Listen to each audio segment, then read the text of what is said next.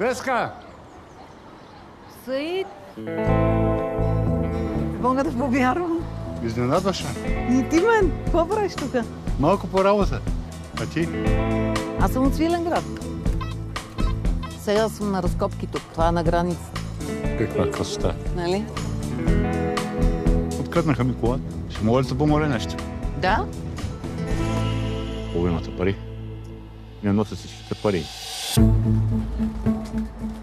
С горива, с контрабанда. Аз имам дребни работи с него. Абе, пари като има, българин е готов на всичко.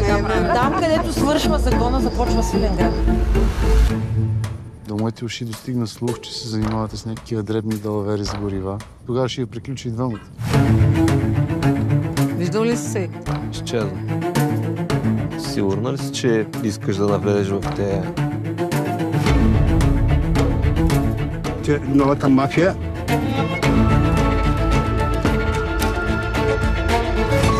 Всичко има цена, момиче.